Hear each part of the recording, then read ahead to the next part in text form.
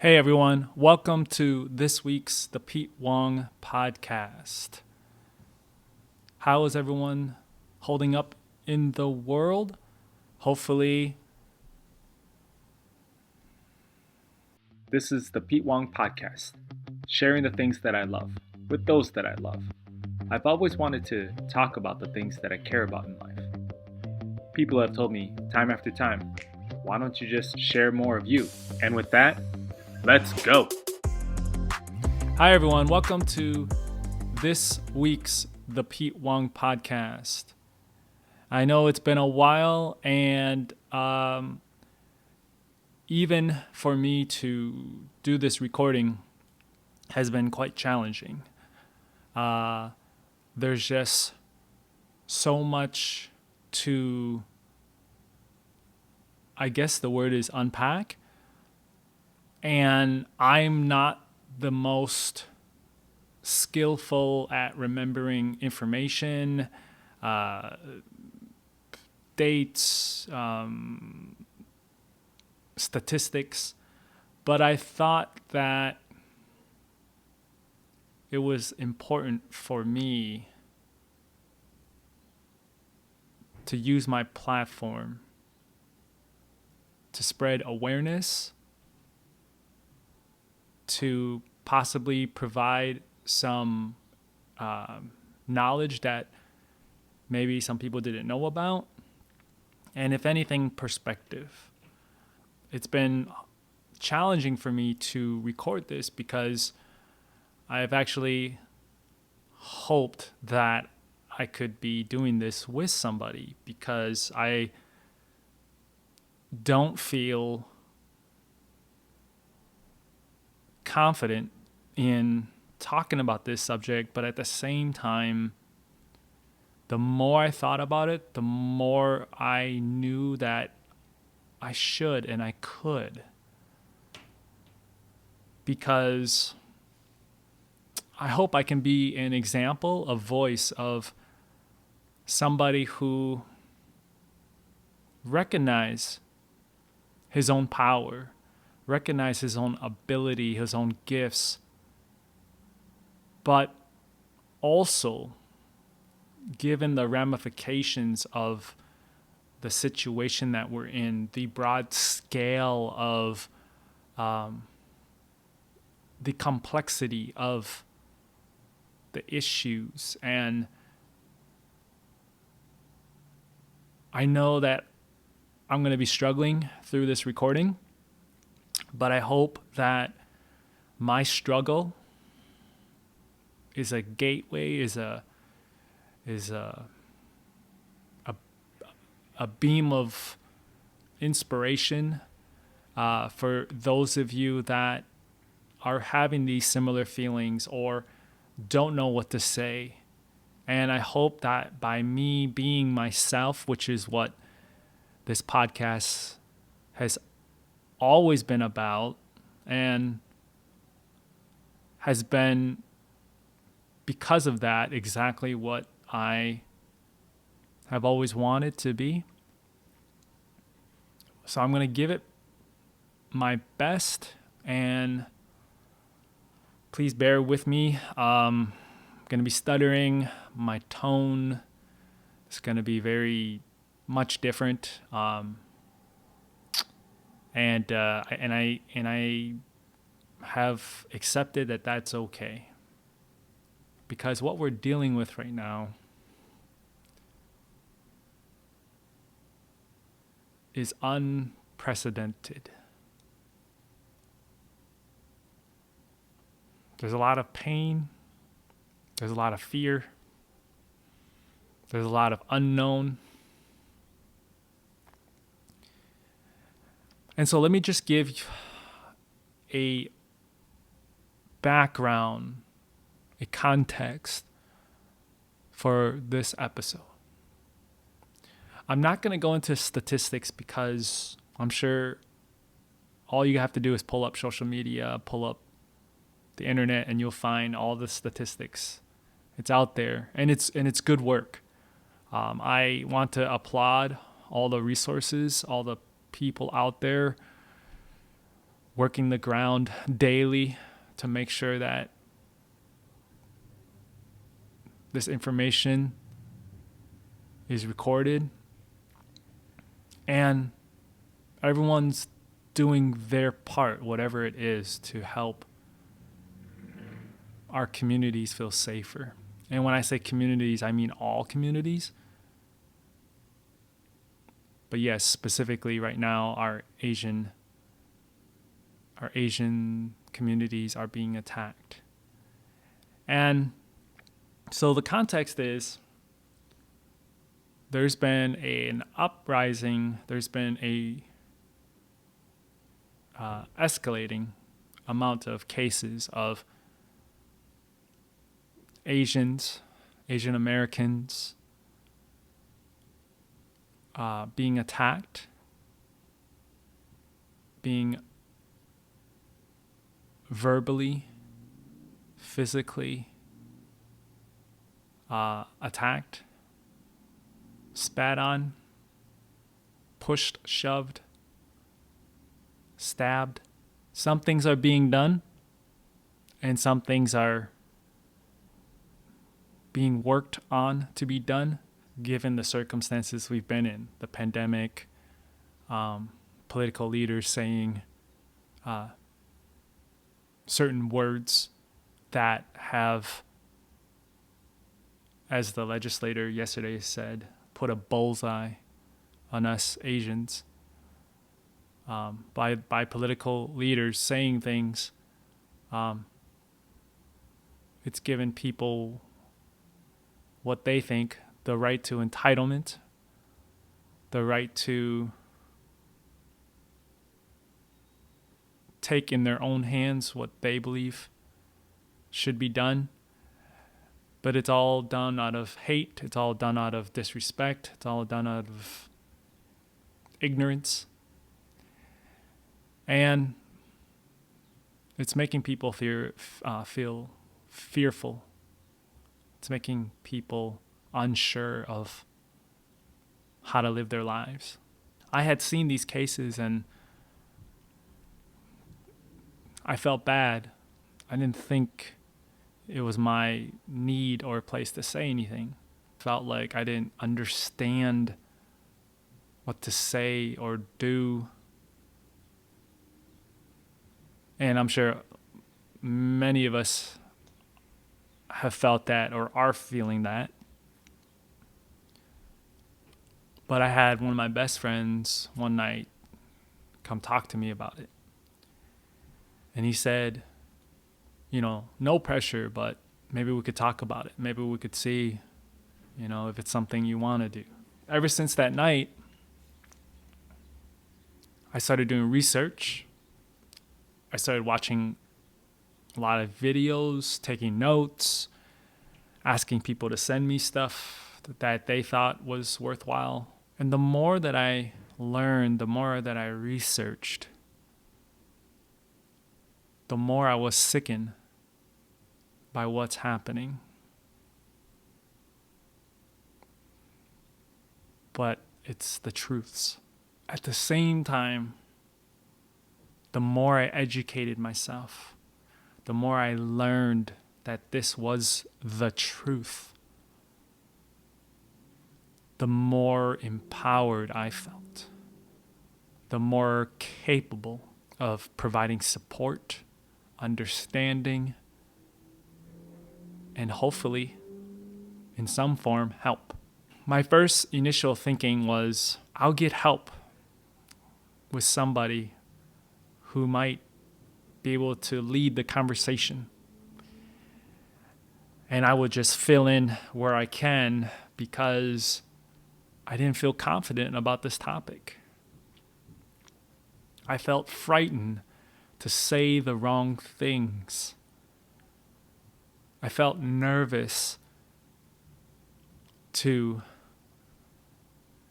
not have the right words that would help people understand the complexities of this issue. And I tried.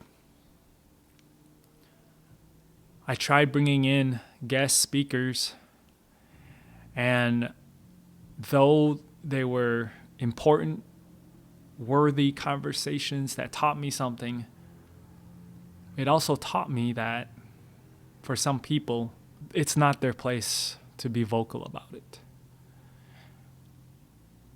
And as much as that was difficult for me to sit and accept, I believe that it was helpful for me to still hold space for them and learn from them and recognize how we're all dealing with it differently. I started to invite myself to these different spaces where people were talking about it, where people were healing, where people were just sitting with it together.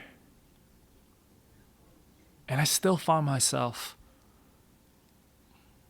not knowing what to say, not knowing what to do. But I felt proud that, because I know how to hold space for somebody else. I know the value of telling somebody, this sucks. It sucks a lot. But let's just sit here and let's see where the universe shows us what to do and how to handle it. Though I've been told that there are some people that would like to be on this podcast and talk about it, I believe that people are busy in a good way doing their part in helping this movement, this opportunity for growth, opportunity for change, a manifestation of change, and hopefully an entire redo or an entire upgrade of this country, of this, how things are done. This subject is so complex because it runs deep into this country's history, which ties into this country's trauma, which ties into the people who occupy this country and their trauma, passed down from generation after generation. And if it was never told or exposed to you in such a way, this is a rude awakening for you. And I just want you to know, if you're listening to this, that's okay. Because the bottom line is where is your heart? Where is your love for humanity? Is it on the side that doesn't see people for their humanness? That judges somebody by their color, by their race, by a demographic that the truth is none of us in life could have controlled or expected? If that's you, I hope that you take a moment with yourself and realize why. And who gave you the right to lay your hands, to lay your own trauma, your own ignorance onto somebody else? Nobody has that right. And if you think you do, you need to check on that. So where do we begin to unpack this? So in the different research that I did, a lot of what I found out was not too different from what I grew up thinking and believing. One of the things is that our community is getting attacked because we don't speak up. That given who we are, possibly where we came from, even the different mannerisms and philosophies and principles that maybe our culture ingrained in us at some point, and again was passed on generation after generation. We're taught not to challenge, not to stand up for ourselves. And not that we're taught to not stand up for ourselves, but we're taught to always respect others, respect people, and even at the price of losing a part of us. That's something I've had to deal with. I've had to work through in my own self-healing. Is speaking up for yourself is not an American thing. I used to think that I made an excuse that I didn't speak up for myself because I thought it was like the individualism. I can't even say it. You know what I mean? Of being in America, where it's supported to think more as an individual and not so much as a whole, as a community, as a family. And for much of my years, I wanted to say things. I had opinions, I had thoughts just like anybody else, but I was afraid to speak up. And at the same time, there were probably times when I did speak up and I felt ashamed because maybe something someone says, something someone did. And so that's one of the things that people are saying is Olivia Munn in one of her interviews talking about her friend's mom getting attacked. And she said, bury our heads down. Okay, I can't find what she said now. But regardless, she had that to say. And it tied back in with, if you look back on her history, there were things like other cultures, I suppose, but there were things that were done to us that made us feel powerless, that made us feel invisible, that added to the trauma. The building of the railroad, many Asians worked on that, but when it came time to be acknowledged for it, they were not. And I believe many sacrificed their lives building that. Wong Kim Mark, in 1898, he went to the Supreme Court to argue about his birthright citizenship, and he won. But how come we don't hear about that? How come we don't hear about his story? That's amazing. That's in 1898 to have accomplished that. The Chinese Exclusion Act, Japanese World War II internment camps, these different things that have happened to us. Why aren't we having these conversations? Why aren't we talking about it? Why are we just letting it fall away under the poppy stuff, under the stuff that looks pretty, that looks happy? What we need is the truth. As I was going through my awakening with Black Lives Matter and having more conversations with my Black community, my friends, my allies, my people, I learned about how their narrative and how their history has been shoved under the rug, has been ignored, has been covered up. My first interaction with hate crimes was, I can't remember what grade, maybe 10th grade.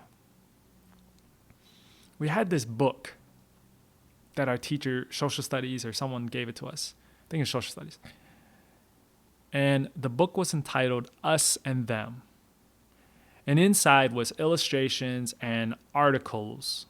They're about 2-3 pages each case, each incident, about hate crimes through the years. And they talked about, I believe they talked about Emmett Till. I believe they talked about, I can't remember the names, but just these different stories about lynchings, these different stories about individuals that came out about their sexual preference and were murdered. Vincent Chin, people thinking that he was Japanese because they were losing their jobs. And, the argument is with that is, well, he wasn't Japanese. But then the other argument is, what makes you think because you lose your job that you can blame somebody for something that has nothing to do with them? It's just pure ignorance. And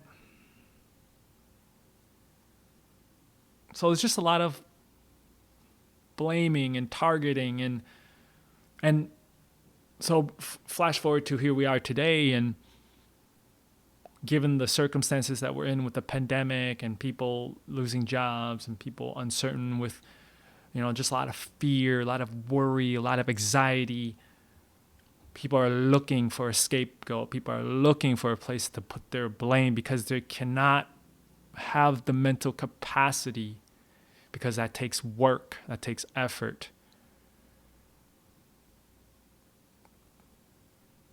to be responsible for themselves, so they put blame on somebody else.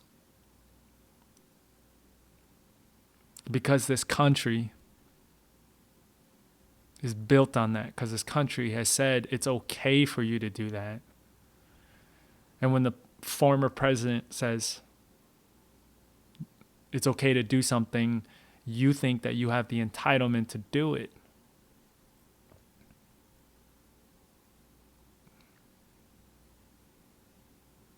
That's just evil. I don't know what else to call it. It's just wrong. It's evil. It's disturbing. And it disgusts me so much. And that book left a lasting impression in me. Because I didn't believe that people could do that. I didn't believe humans would do that. Of course, I was young. And now, with my different experiences, I know they can do that. I know they're capable of doing terrible things.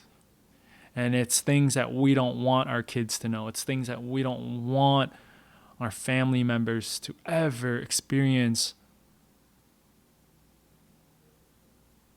But the truth is that we have to expose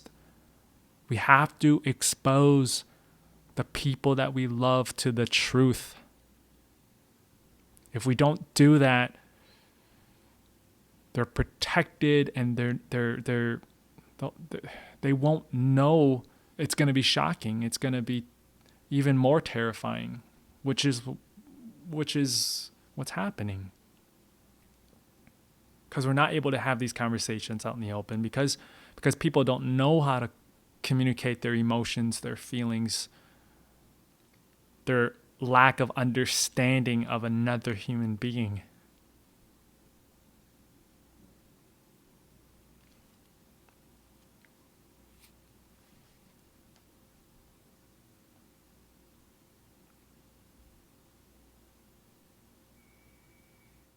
So at some point, I moved out of this country because I was just done. I was just done with all the stuff that I grew up hearing about, seeing, and experiencing myself. I just got so tired of the bullying, the race conversation, back and forth, back and forth. It felt like it never would end. And I went abroad to Hong Kong and was able to travel to France, Spain, Italy, and the Philippines, and then I ended up going to China as well. And what I found out was is that there's still racism everywhere. You couldn't escape it. It was packaged differently. In China, people would talk about. In Hong Kong, people would not accept the mainlanders that were coming in. In China, people talked down to the people that were. Well, for me, I was working on a film set, so the people that were in positions that weren't hard labor, that you weren't working with your hands, there was a discrepancy between them and the people that did. It was horrible. Some people didn't even have nice places to live versus being taken care of at a hotel. In Europe, it was the people that spoke better language, more eloquent with their language. But for some reason, I really liked Europe. For some reason, I really enjoyed, maybe because it was so international, it was so diverse. Eventually, I came back, and it didn't take long. As soon as we landed Chicago International O'Hara Airport, I can remember the security guard yelling at people to take off their jackets, because of security. And I remember this security guard yelling at this lady, clearly from a different, it was just traveling from a different country. And he's yelling at her, telling her what to do, as if she's expected to know what to do. It's her first time. I mean, I can't assume it, but it looked like it was her first time coming to this country, coming to this airport, having to deal with security. And here you are yelling at her. The older I get, the more I realize how immature people are. If people never learn these social skills, these communication skills, the kind of skills that coaches and healing, these healing circles, these healing spaces people use. It's horrible. Because people, the bottom line is that we're going to have our differences. We're going to have our different viewpoints in the world, different experiences. But if you can't,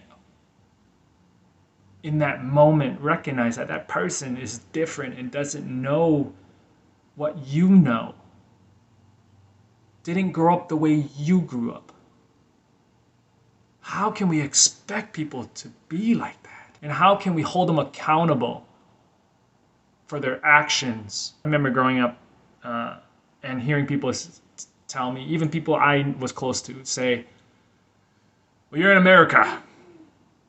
You should speak English. I think we need to be careful about what we're saying, what the underlining subtext is saying. You need to be like me. But then I'd like to go further in unpacking that. Where is that coming from? You need to be like me because I'm afraid, because I'm unsure of what it's like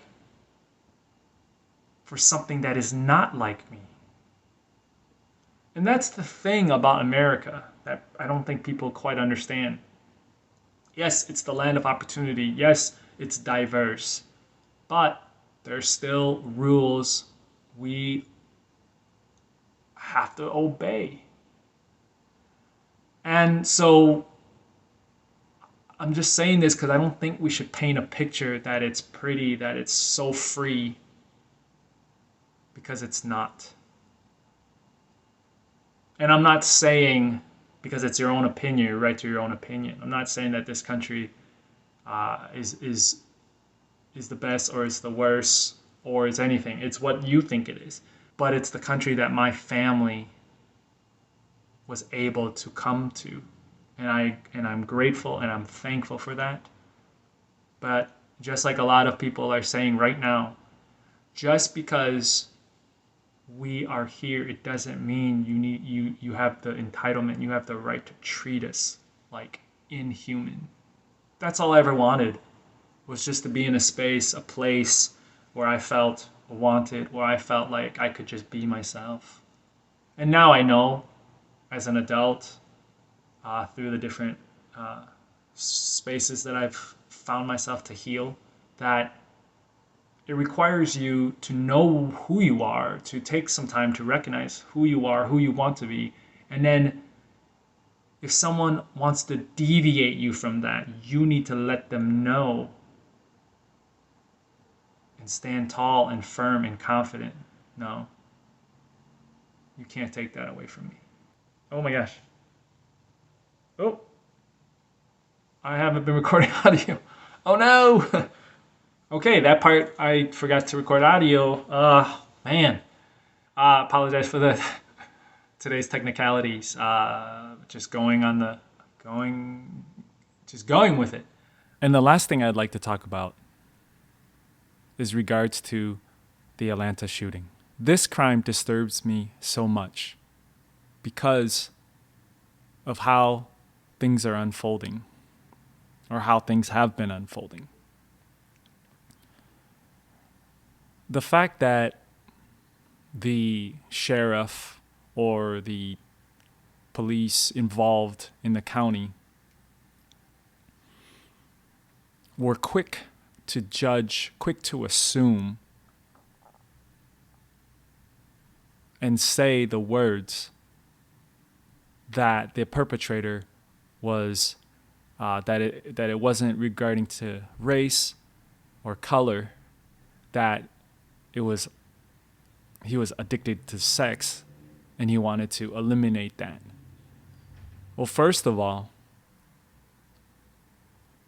they were so quick to assume that just because it was a spa with Asian people running the business, that equated to prostitution, sex trafficking. It just irritates me because of what I know of what the Asian women have to go through and have been going through. The fact that they said what they said, they assumed so many things that it just continues to perpetuate stereotypes and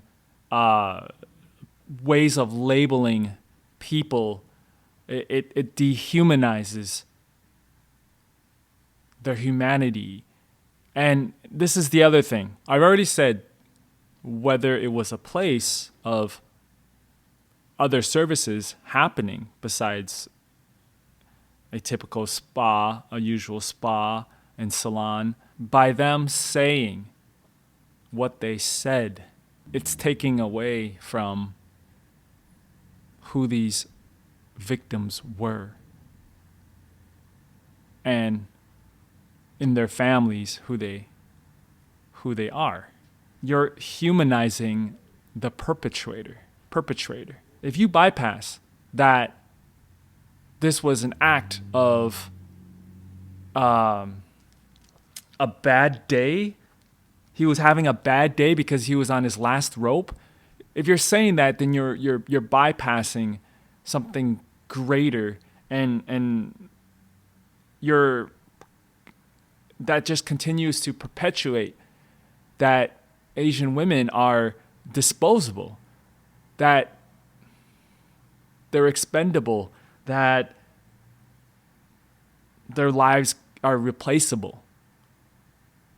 Because he had a bad day, you give him the excuse for him to murder these lives. I'm just so sick. I'm just so sick of that.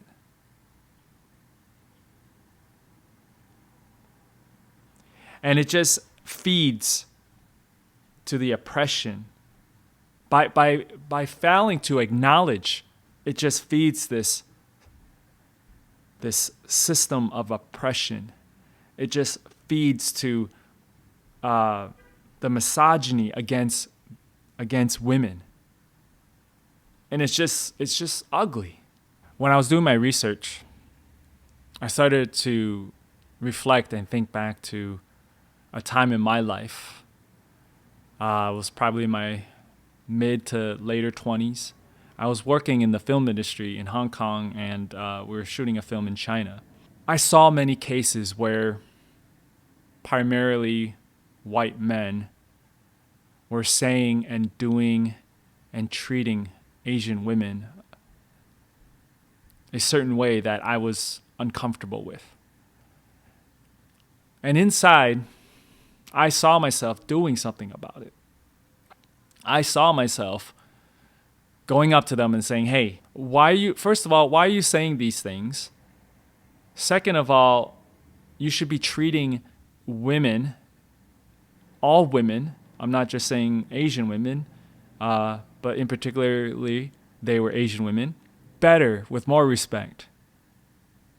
And I just kept on getting the sense of like they felt they had the entitlement to treat them this way. Treating them like objects. Treating them, like I said before, at their disposal. And if the girl or the woman didn't obey, or if the girl or woman didn't agree with him or them,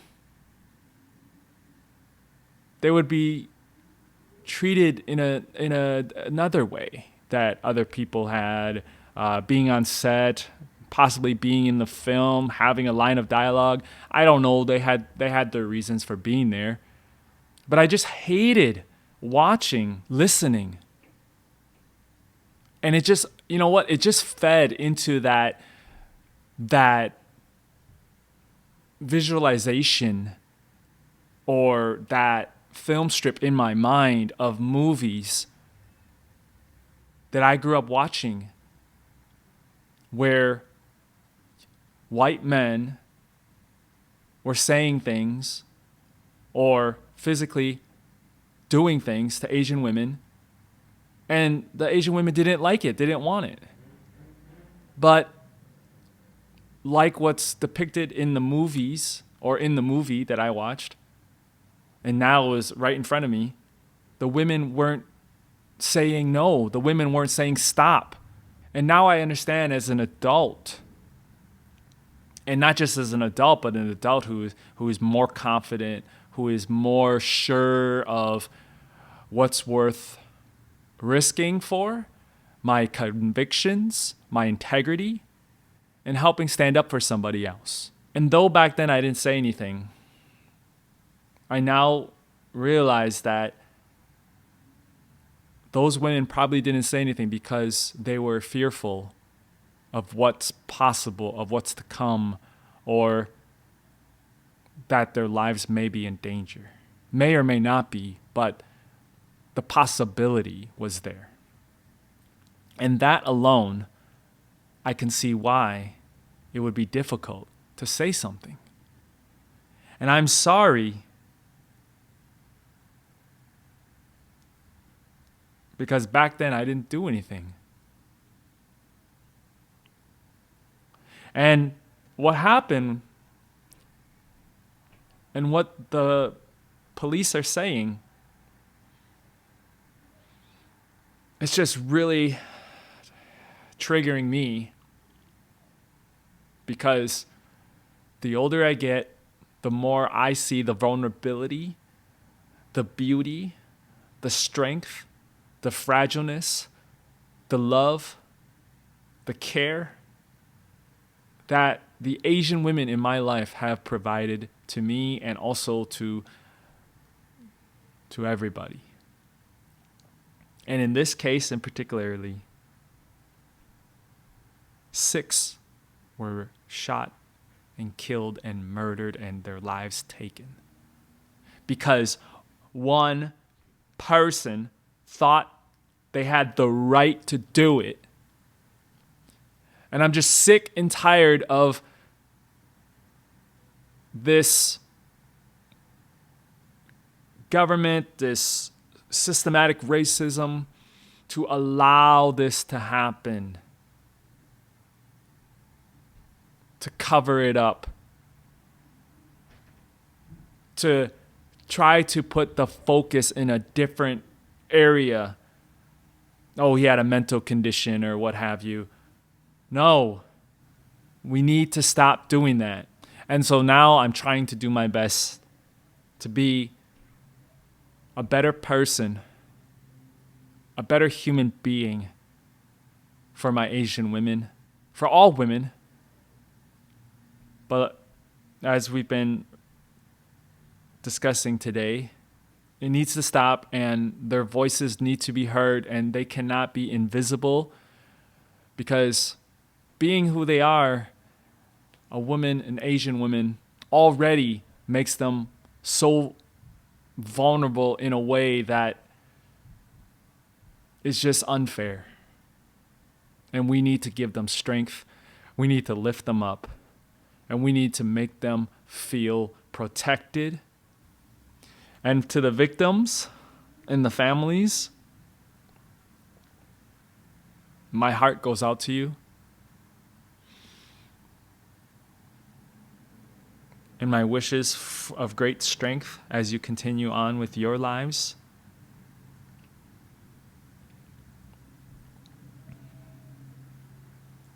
So I hope today's episode, if anything,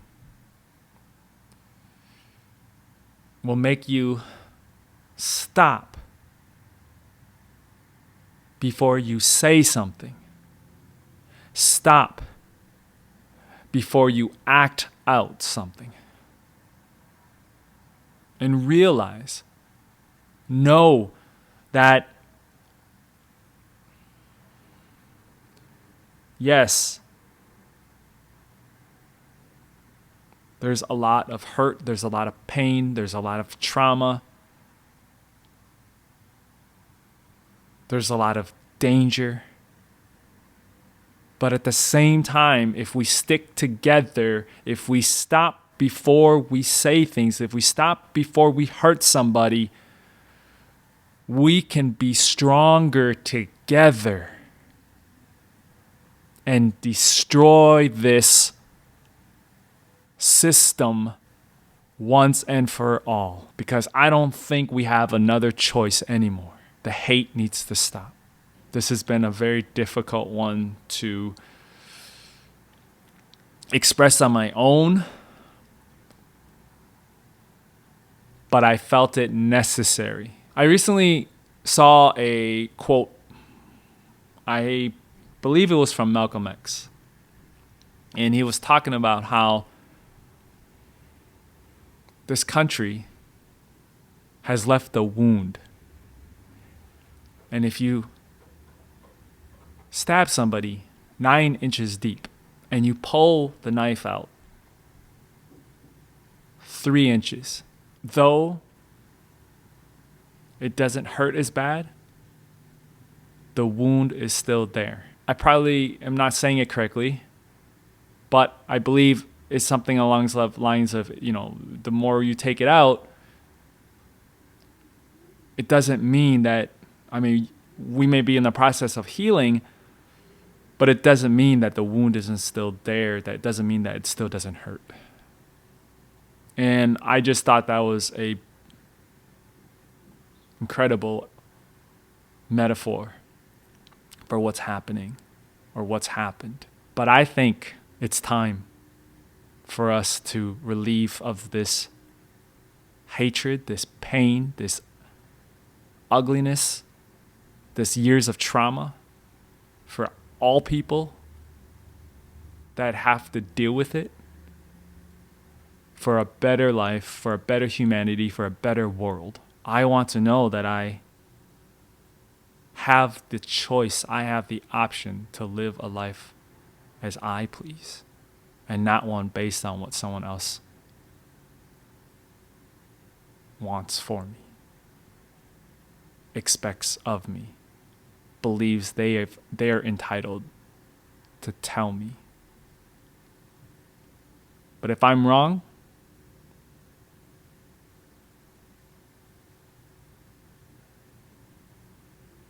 I still think it's worth fighting for. Thank you, everyone. Deep breath.